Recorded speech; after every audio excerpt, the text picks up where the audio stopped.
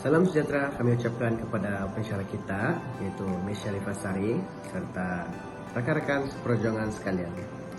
Sebelum saya memulakan pembentangan, saya akan memperkenalkan ahli-ahli kumpulan saya. Kami merupakan kumpulan nomor 4, dan berikutnya adalah ahli-ahli kumpulan, yaitu Suhairizan Zuhaimi, Nika Singh, Rosdia Roslan, Nur Fazlina Syazwin, dan juga saya sendiri, Mark Randy Marcus. Kami akan membentangkan bab yang ke-7 bertajuk Penerapan Etika dan Peradaban dalam Budaya dan Komunikasi Kontemporari. Bab ini juga akan mengandungi 5 isi, yaitu yang pertama, evolusi dan penglobalan teknologi. Yang kedua, hubungan manusia dan ICT. Ketiga, etika dan peradaban dalam penggunaan ICT. 4. ICT tapak pengukuhan kesepaduan nasional. Dan yang terakhir, yang nomor 5, isu semasa ICT. Sebelum kita ke isi kandungan yang pertama yang akan dibentangkan oleh ahli kumpulan saya akan menerangkan sinopsis bagi bab ini.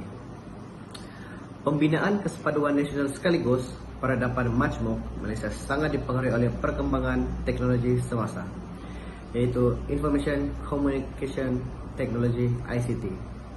Terjelma dalam bentuk internet, digital apps, Facebook, Instagram, dan berbagai lagi jenis tapak digital. Ianya telah menular dalam setiap lapisan masyarakat dan generasi termasuk di Malaysia. Dari satu segi, ICT mendapatkan jurang komunikasi, namun tidak satu institusi sejagat yang mengawal perkembangan ini. Ini menjadikannya seperti digital jungle. Serentak, ICT boleh jadi kawan dan jadi lawan, positif dan negatif, membina dan menghancurkannya.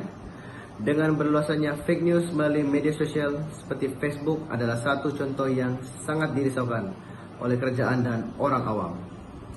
Dan akhir sekali, kefahaman mengenai etika dalam penggunaan ICT yang tidak pernah bercanggah dengan peradaban di Malaysia sangat diperlukan oleh semua pihak. Kupasan mengenai pros and cons mengenai ICT, budaya digital dan disiplin dalam kalangan pengguna ICT perlu diwacanakan. Terima kasih kepada rakan saya Mark Randy Marcus. Baiklah, seterusnya saya Muhammad Zorizan bin Suhaimi akan membentangkan subtopik pertama, iaitu tentang evolusi dan pengglobalan teknologi. Umum kita ketahui bahawa evolusi dan pengglobalan teknologi akan terus meningkat dan berkembang dari satu masa ke satu masa yang lain. Kita perlu bersikap terbuka dan mengikut kemajuan teknologi supaya tidak ketinggalan. Pengglobalan teknologi ini sebenarnya sangat memberi manfaat kepada kita semua dengan memudahkan satu urusan dan pekerjaan. Contohnya dalam bidang pertanian dan makanan, bidang pembinaan, bidang pengangkutan, bidang kecerdasan buatan atau artificial intelligence, dan internet benda atau Internet of Things, bidang teknologi komunikasi dan media, serta bidang teknologi maklumat. Tetapi dalam bab ini, kita akan membuat kupasan lebih mendalam tentang evolusi yang terjadi dalam bidang teknologi maklumat dan komunikasi. Berbalik kepada makna dan definisi ICT, ianya merupakan Information Communication Technology atau dalam bahasa Melayu, teknologi maklumat dan komunikasi, yang mana teknologi ini sangat diperlukan untuk memproses data. Secara umumnya, evolusi konsep ICT ini bermula dengan terciptanya komputer, yang mana ianya juga mempunyai sejarah evolusi yang tersendiri. Generasi komputer yang pertama telah dicipta pada tahun 1951 dan telah berevolusi sehingga generasi yang keempat, yang mana saiznya adalah 100 kali lebih kecil berbanding komputer generasi yang pertama. Komputer berfungsi sebagai alat dan perisian untuk mengubah, menyimpan, melindungi, memproses, memindah, melihat dan juga mendapatkan maklumat tanpa mengira tempat dan waktu. Tetapi sudah tentu untuk kita mengoptimumkan penggunaan komputer haruslah dengan kehadiran internet. Pada masa kini, tidak dapat dinafikan bahawa kehidupan seharian kita sudah tidak dapat dipisahkan dengan internet. Internet adalah jaringan komunikasi elektronik secara global dan terbuka. Ianya menghubungkan jaringan komputer serta peranti atau juga dikenali sebagai smartphone. Dengan adanya ketiga-tiga alat ini dalam kehidupan kita, banyak manfaat yang kita dapat perolehi serta urusan harian kita lebih mudah jika kita bijak menggunakannya. Manfaat yang kita boleh perolehi daripada ketiga-tiga alat teknologi ini ialah kita boleh mengakses serta mencari apa jua maklumat yang diperlukan seperti bahan ilmiah jika pada masa dahulu kita perlu ke perpustakaan untuk mencari bahan ilmiah dengan menggunakan buku-buku yang sedia ada. Namun, dengan adanya komputer dan internet, bahan ilmiah boleh dicari pada bila-bila masa serta di mana sahaja. Contoh manfaat lain pula, kita boleh berhubung dan melihat perkembangan semasa semua orang pada bila-bila masa dan di mana jua kita berada melalui platform media sosial seperti Facebook, Instagram, dan WhatsApp. Seterusnya, kita akan lihat bagaimana evolusi teknologi dan ICT di Malaysia. Mungkin ramai antara kita yang terlepas pandang, yang mana sebenarnya jika kita menghayati rukun negara, sebenarnya kita dapat mendidik diri daripada melakukan tindakan negatif seperti contoh menyebarkan berita palsu, fitnah, menyentuh isu sensitif, buli cyber dan sebagainya. Rukun negara dibentuk dengan tujuan utama iaitu membentuk perpaduan yang kukuh. Prinsip-prinsip yang terkandung dalam rukun negara jelas merupakan kunci kepada keharmonian dan perpaduan kaum demi kejayaan dan kestabilan Malaysia. Rukun negara terbagi kepada dua bahagian. Bahagian pertama menggariskan objektif masyarakat Malaysia yang mahu dibentuk. Yang pertama, untuk mencapai perpaduan yang lebih erat dalam kalangan seluruh masyarakat. Kedua, memelihara satu cara hidup demokratik. Ketiga, mencipta satu masyarakat yang adil di mana kemakmuran negara dapat dinikmati bersama secara adil dan saksama. Keempat, membentuk satu sikap yang liberal terhadap tradisi kebudayaan yang kaya dan berbagai-bagai corak. Dan terakhir sekali ialah membina sebuah masyarakat progresif yang akan menggunakan sains dan teknologi moden. Manakala bahagian kedua pula menggariskan 5 prinsip rukun negara yang berikut. Kepercayaan kepada Tuhan, kesetiaan kepada raja dan negara, keluhuran perlembagaan, kedaulatan undang-undang, kesopanan dan kesusilaan. Perkembangan internet di Malaysia bermula pada tahun 1983 apabila ahli lembaga pengarah OUM Dr. Muhammad Awanglah telah mencetuskan idea dengan menghubungkan Malaysia kepada dunia menerusi internet di Makmal Universiti Malaya. Pada tahun 1989 pula, beliau telah menubuhkan rangkaian komputer Malaysia atau juga dikenali sebagai RANCOM. RANCOM telah digunakan oleh universiti-universiti tempatan sebelumnya. Ianya terus berkembang dan mendapat sokongan serta perhatian dari pihak swasta. Tumpuan awal penggunaan RANCOM ialah pada email dan forum elektronik. Walaupun ia mempunyai keupayaan komunikasi dan perkongsian sumber, projek RANCOM bukan sahaja memberi pengalaman dari segi pembangunan teknologi, malah ia juga mendedahkan beberapa kelemahan, kekurangan dan juga potensi pengguna teknologi rangkaian komunikasi dan isu-isu pengurusan yang berkaitan dengannya. Melalui pengalaman ini, program jaring atau Joint Advanced Integrated Networking telah dilancarkan pada tahun 1991 dan bertujuan untuk membangunkan rangkaian komunikasi negara secara bersepadu dan lebih menyeluruh. Secara praktiknya, segala kegiatan dan pengalaman projek RANCOM telah diserap ke dalam projek jaring. Baiklah, seterusnya mari kita lihat sejarah perkembangan telekomunikasi.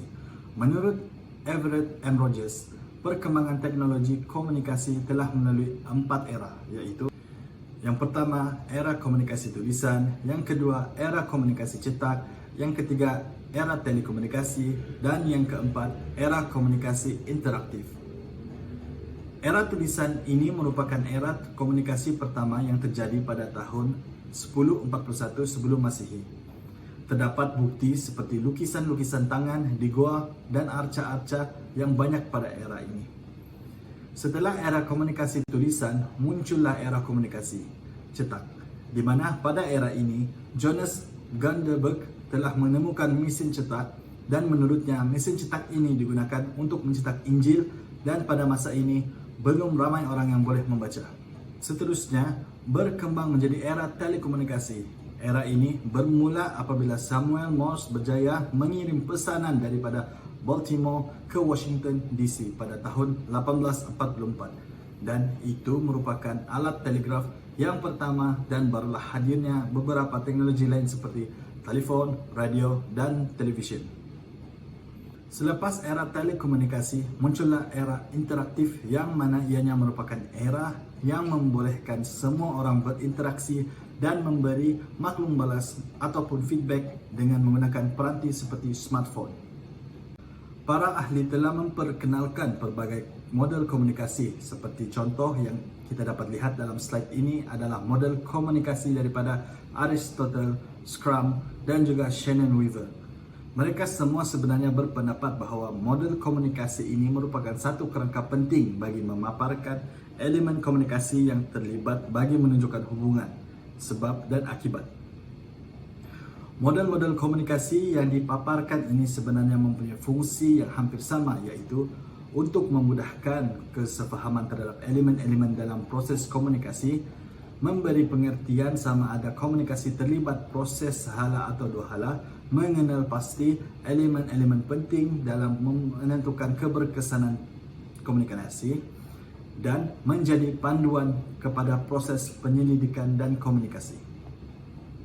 Seterusnya, saya akan menyatakan dengan ringkas etika ketika berkomunikasi, dan topik ini akan dikupas dengan lebih mendalam oleh rakan saya dalam subtopik yang ketiga nanti.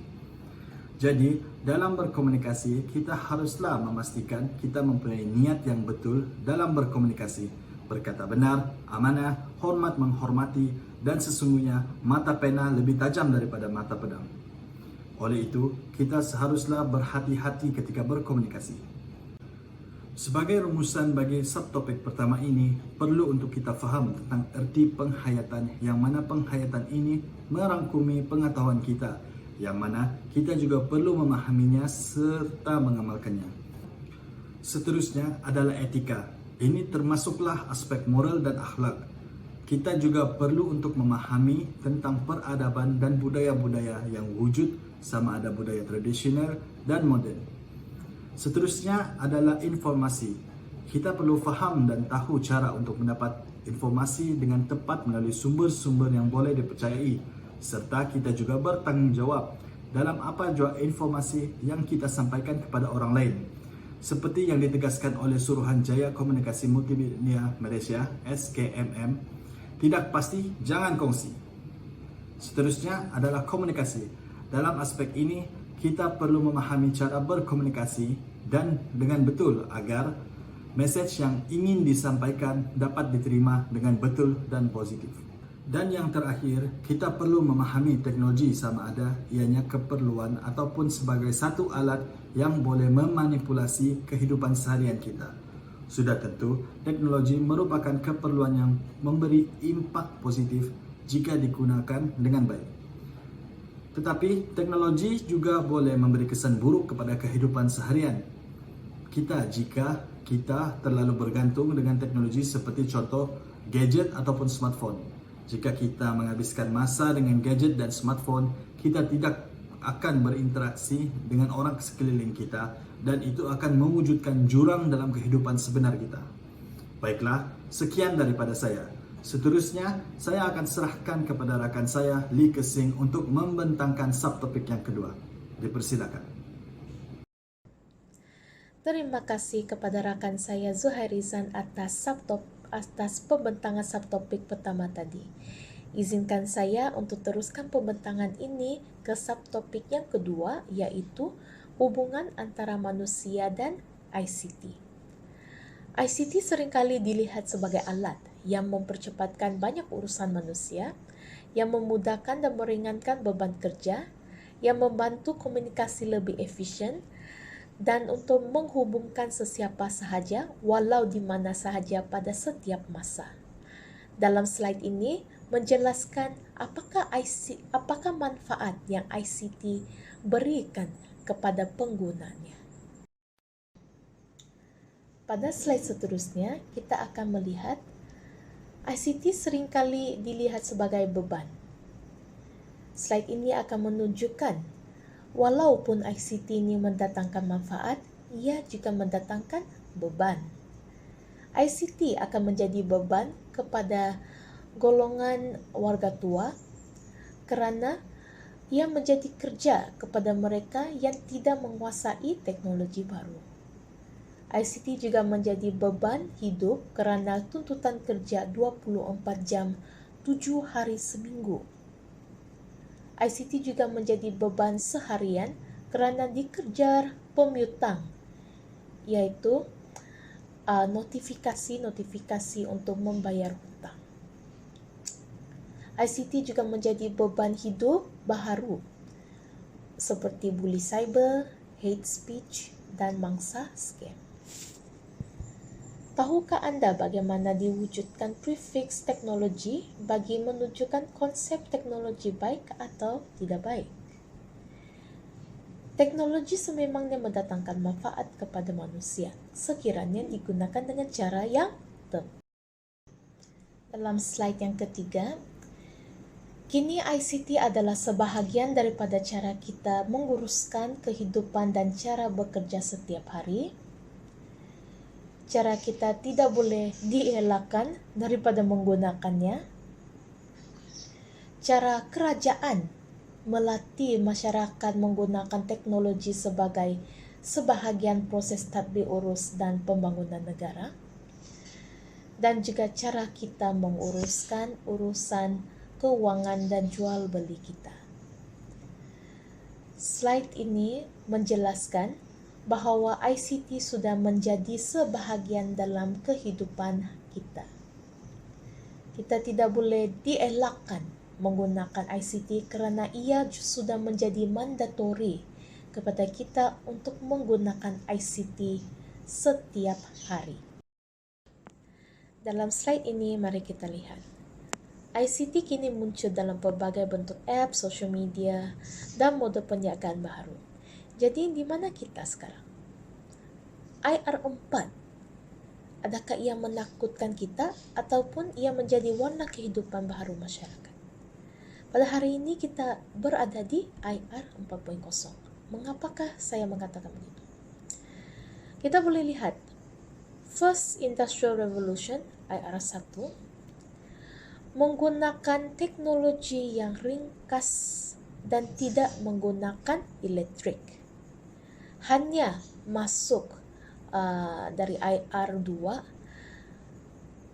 ICT teknologi mula menggunakan elektrik, namun tidak menggunakan IT sistem pada IR2. Hanya masuk kepada IR3 dan ke atas, penggunaan elektrik dan IT dan sistem IT digunakan sekali. Dalam graf ini menyatakan bahawa mengikut aliran masa, kerumitan teknologi juga ikut meningkat. Namun mengapakah teknologi ini harus ditingkat mengikut aliran masa ini? Kerana demi kemudahan manusia. Kini kita menggunakan telefon bimbit yang mudah dibawa berbanding dengan telefon bimbit yang dicipta pada awal masa, seperti yang diterangkan oleh rakan saya Zuhairizan. Oleh itu, sebagai rumusan subtopik saya ini, hubungan manusia dan ICT ini, mereka akan berjalan seiring. Demi kemudahan manusia, maka ICT akan sentiasa maju dan sentiasa kembang. Walau bagaimanapun, penggunaan ICT haruslah berwaspada kerana ia bukan sahaja mendatangkan manfaat tetapi juga beban kepada masyarakat. Sekian. Terima kasih. Terima kasih kepada rakan saya, Zuhairizan dan Lee atas pembentangan mereka. Hai, nama saya Rosdia, pembentang seterusnya dalam kumpulan ini yang akan membentang subtopik ketiga dalam bab ini iaitu etika dan peradaban dalam penggunaan ICT. Sebelum saya mula, izinkan saya bertanya, apa itu etika dan peradaban? Etika bermaksud prinsip moral atau nilai-nilai akhlak contoh seperti adat sopan santun dan sebagainya yang menjadi pegangan seseorang individu atau sesuatu kumpulan manusia. Manakala peradaban bermaksud sistem dan tahap perkembangan sosial sesuatu bangsa yang merujuk kemajuan sosial dan kebudayaan sesuatu bangsa. Kini, pelbagai etika dan peradaban ICT boleh kita temui dalam internet. Namun, apa yang penting ialah bagaimana kita menterjemah ICT sebagai penghayatan dalam kehidupan seharian. Pengguna internet perlu ada etika dan ini adalah beberapa etika yang boleh kita jadikan sebagai panduan. Etika pertama adalah ingat komunikasi sesama manusia di mana menghormati privasi dan pendapat yang dikemukakan serta adab penulisan. Etika kedua adalah ikuti piawai kelakuan online seperti yang anda ikuti dalam kehidupan sebenar, di mana menjaga hak privasi orang lain serta diri sendiri serta menggunakan dengan mengikut peraturan yang betul dan selamat. Etika ketiga adalah ketahui di mana anda berada di dunia cyber dan etika keempat adalah hormati masa orang lain, di mana meminta izin sebelum berbincang kerana harus menghormati masa seseorang untuk bersama keluarga atau masa rehat. Sambungan etika seterusnya adalah etika kelima dengan membetulkan niat dan keikhlasan dalam menggunakan ICT dan tujuan-tujuan yang tidak menyalahi syariat dan undang-undang. Etika keenam adalah menggunakan ICT untuk tujuan peningkatan dan kecemerlangan hidup serta sahsia. Etika ketujuh adalah dengan menapis maklumat dan menerima maklumat yang benar dan sahih sahaja. Etika ke-8 adalah dengan menggunakan ICT untuk memartabatkan agama, bangsa dan tanah air. Di sini kita boleh rumuskan dengan menjaga percakapan serta menjaga batas pergaulan dan juga elakkan berkongsi serta mendedahkan maklumat peribadi di laman sosial. Sambungan etika seterusnya adalah etika ke-9, menggunakan ICT untuk tujuan keberkesanan pembelajaran dan pemerolehan maklumat. Etika ke-10 adalah dengan tidak menggunakan dan menyalin perisian yang tidak dibeli secara sah. Dan etika ke-11 adalah elak daripada melakukan plagiat hasil kerja intelek orang lain untuk tujuan diri sendiri tanpa keizinan. Maksudnya di sini adalah tindakan ini adalah tidak beretika terutama yang melibatkan hak cipta, hak terintelek serta kerompak perisian komputer yang kini semakin berleluasa. Panduan penggunaan teknologi digital. Apa itu kewarganegaraan digital? Kewarganegaraan digital adalah konsep yang dapat digunakan untuk memberi pengetahuan mengenai penggunaan teknologi dunia maya dengan baik dan benar. Sumber adalah daripada Sinar Harian 9 Mac 2019. Konsep ini diperkenalkan kerajaan bagi mengetengahkan perilaku baik, penerapan nilai murni dan kebertanggungjawaban dalam penggunaan teknologi digital. Ini adalah 9 elemen utama dalam kewarganegaraan digital. Elemen yang pertama adalah akses digital, di mana merujuk kepada penglibatan elektronik sepenuhnya dalam masyarakat. Teknologi menyediakan peluang kepada semua untuk berkomunikasi dan berinteraksi dengan cepat. Elemen kedua adalah perniagaan digital. Perniagaan atau perdagangan digital merujuk kepada pembelian dan penjualan barangan secara elektronik. Perdagangan digital merupakan elemen yang paling sukar dalam kewarganegaraan digital, terutama kepada pendidik. Elemen ketiga adalah komunikasi digital. Komunikasi dan kerjasama digital merujuk kepada pertukaran dan perkongsian maklumat secara elektronik. Semua pengguna perlu menentukan bagaimana mereka akan berkongsi pemikiran mereka supaya orang lain memahami mesej tersebut. Elemen yang keempat adalah literasi digital, di mana merujuk kepada proses pemahaman dan penggunaan teknologi dan penggunaannya. Contoh, para pelajar yang lebih berpelajaran atau fasih secara digital, semakin tinggi kemungkinan mereka membuat keputusan yang baik semasa atas talian, seperti menyokong orang lain dan bukannya membuat komen negatif. Elemen seterusnya yang kelima adalah etika digital, di mana merujuk kepada piawaian tata laku atau prosedur elektronik dan mempunyai kaitan dengan proses pemikiran orang lain apabila menggunakan teknologi digital. Sebagai contoh, guru boleh memasukkan etika digital sebagai sebahagian daripada peraturan bilik darjah atau tujuan akademik.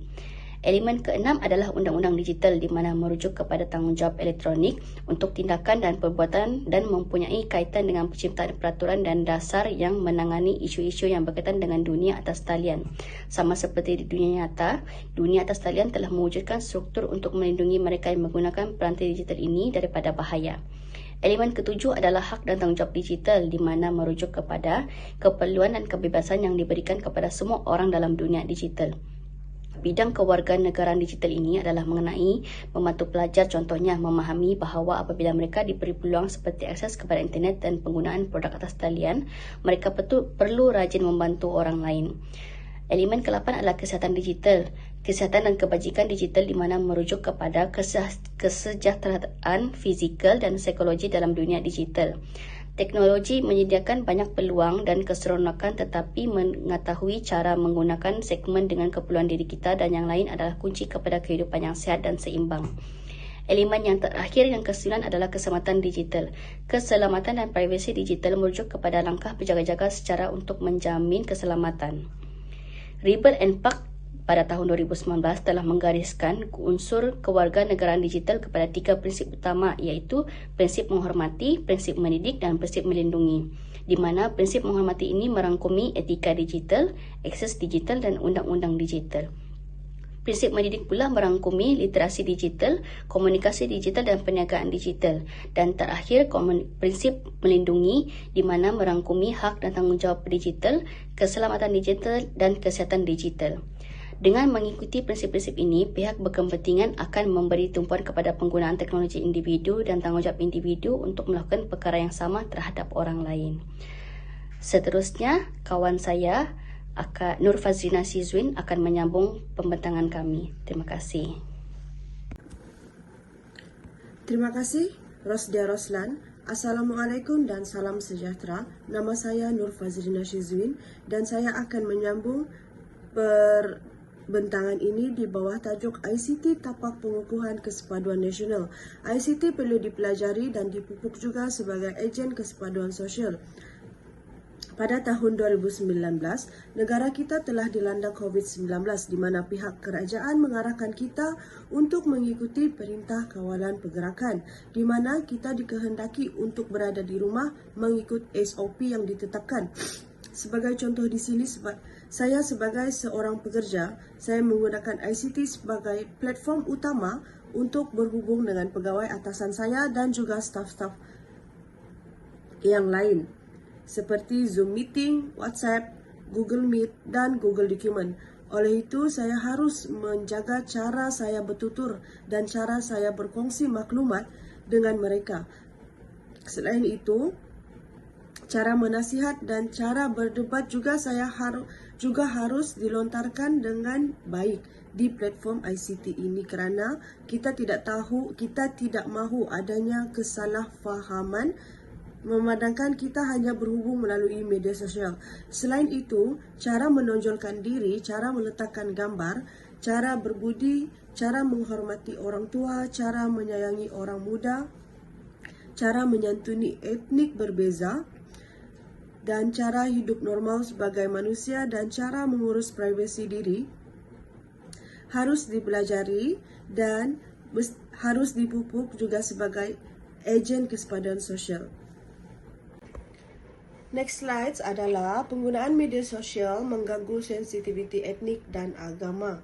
Apabila seseorang itu tidak menggunakan atau tidak bertutur atau tidak berkongsi, berdebat dengan cara yang baik, timbullah kesalahfahaman ini di mana akaun Facebook didakwahi Islam sebagai contoh. Jadi, kita sebagai rakyat Malaysia harus belajar untuk menggunakan ICT dengan cara yang baik, dengan cara yang betul. Jadi kita kena belajar cara bertutur dengan betul dan kita kena belajar cara berdebat, bernasihati dengan cara yang tidak menimbulkan kesalahfahaman kepada pihak yang lain. Selain daripada itu, macam slide sebelumnya adalah salah satunya adalah cara menyantuni etnik berbeza di mana kita kena menghormati etnik yang ada di Malaysia ini. slide seterusnya adalah mengaplikasikan ICT secara bijak, di mana UMP sebagai contoh, UMP hasil inovasi pupuk perpaduan etnik patriotism. Di sini adalah contoh di mana kita menggunakan ICT, kita menggunakan platform ICT dengan cara yang betul, di mana cara bertutur, cara berkongsi, cara bernasihati, cara berdebat dengan cara yang betul, di mana kita tidak menghina ataupun menggunakan kata-kata yang akan membuat orang lain salah faham. Dengan menjaga semua cara-cara ini, insya-Allah hubungan erat antara semua rakyat Malaysia akan terjalin. Ini adalah slide saya yang terakhir di mana Akta Undang-Undang Cyber di Malaysia. Perkembangan teknologi yang semakin pesat mewujudkan kepelbagaian media atau disebut sebagai multimedia. Antara komponen utama dalam Undang-Undang Multimedia ialah Undang-Undang Cyber. Undang-Undang Cyber merangkumi beberapa akta utama, iaitu Akta Tandatangan Digital, Akta Jenayah Komputer, Akta Teleperubatan, Akta Perlindungan Pengguna, Akta Perlindungan Data Peribadi. Selain itu, terdapat juga Akta Komunikasi dan Multimedia, Akta Suruhanjaya Komunikasi dan Multimedia, Akta Perdagangan Elektronik untuk memantapkan lagi perundangan mengenai cyber di Malaysia. Jadi, sekian daripada saya. Assalamualaikum warahmatullahi wabarakatuh dan salam sejahtera. Baiklah, pada slide ini saya akan menerangkan isu semasa ICT. Sebelum itu, saya akan memberitahu definisi isu semasa ICT. Definisinya ialah isu semasa adalah suatu maklumat-maklumat melalui kertas-kertas kerja yang ditulis mengenai pelbagai isu bahasa, jurnal bahasa dan majalah bahasa. Isu semasa ICT pula adalah suatu maklumat yang terdapat pada masa kini melalui jurnal, internet, surat kabar, televisyen dan lain-lain. Sekarang, saya akan menerangkan isu ICT yang pertama, yaitu privacy. Privacy adalah kebersendirian data dan maklumat, digambarkan sebagai hak seorang individu atau kumpulan besar untuk menafikan atau menyekat daripada pengumpulan data maklumat berkenaan butiran mereka. Kedua, piracy, cetak rompak. Satu pencabulan hak cipta yang bermaksud penggunaan bahan yang dilindungi oleh undang-undang hak cipta tanpa izin daripada pemilik hak cipta asli. Yang ketiga, pornografi. Produk grafik sama ada dalam bentuk majalah, VCD, filem atau penyiaran di televisyen sekaligus menjual aurat. Maksudnya, aurat menjadi titik pusat perhatian atau dalam arti lain sebuah keluaran yang berbentuk lucah. Keempat, fake news. Berita palsu. Sesuatu untuk mengeburi mata ramai untuk mengaibkan pihak tertentu demi kepentingan kewangan atau politik sendiri. Selainnya, menggunakan tajuk berita yang sensasi, tidak jujur atau direka semata-mata untuk menggalakkan pembaca panik dan menimbulkan rusuhan. Kelima, deepfake. Pemalsuan mendalam. Pemalsuan mendalam adalah kaedah menggantikan rupa atau wajah seseorang dalam media audio visual sedia ada, baik gambar atau video, dengan rupa orang lain menggunakan rangkaian neural buatan. Antara jenayah yang dibuat dari deepfake ialah video lucah selebriti, pornografi, dendam, berita palsu, olokan, dan penipuan kewangan. Yang keenam, hate speech, ucapan kebencian. Menurut PBB, tidak ada definisi hate speech yang khusus terkait ujaran kebencian maupun karakterisasinya berdasarkan hukuman internasional. Jenis komunikasi tersebut boleh mengacu pada seorang atau kelompok berdasarkan agama, suku kaum, kebangsaan, warna kulit, keturunan, dan lain-lain. Seterusnya, ketujuh, social listening tools. Social listening tools adalah kegiatan mendengarkan yang dilakukan di internet, khususnya di laman sosial media di mana boleh memperoleh umpan balik dari pengguna lain. Kegiatan social listening ini bertujuan untuk mengetahui produk, brand, kompetitor dan trend yang sedang terjadi. Semua informasi ini akan diolah menjadi data dan dianalisis untuk menentukan langkah strategik sesuatu bisnes. Yang ke-8 pula kita ada cybercrime, jenayah cyber. Merupakan jenayah komputer yang baru pada abad ini. Jenayah cyber ini terdiri daripada unsur penipuan, kerosakan atau pengubahsuaian program dan data komputer, pencurian maklumat, penggodaman dan lain-lain. Kemunculan internet sebagai alat komunikasi terkini menjadikan satu wadah penyebaran maklumat yang memantapkan ilmu dan maklumat. Yang ke-9 pula kita ada digital divide.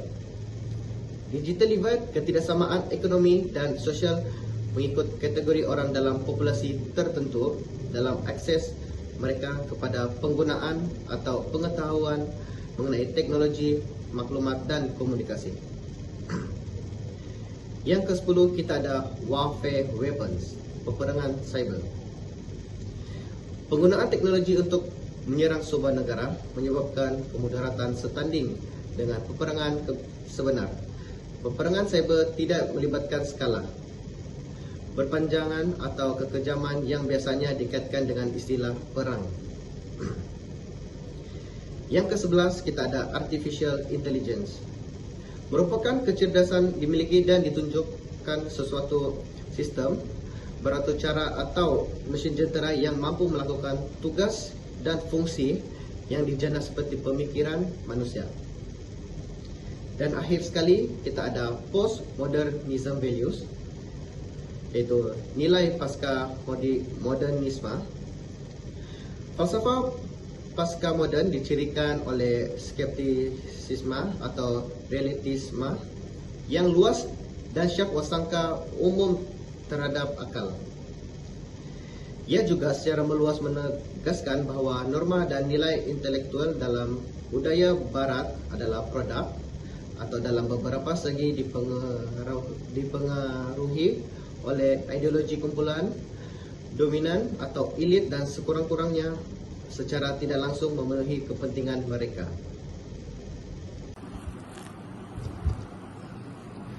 Apa yang kita boleh pelajari dalam bab ini ialah ICT merupakan realiti kehidupan masa kini. Bukan sahaja itu, ICT mampu digerakkan untuk menjadi ejen kebaikan terbaik.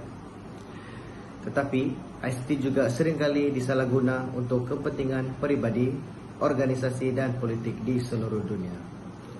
ICT perlu dipelajari, dikuasai dan dimanfaatkan untuk kebaikan manusia. Oleh sebab itu, ICT perlu diurus dengan penuh beretika dan meneraju peradaban manusia masa hadapan, khususnya di Malaysia.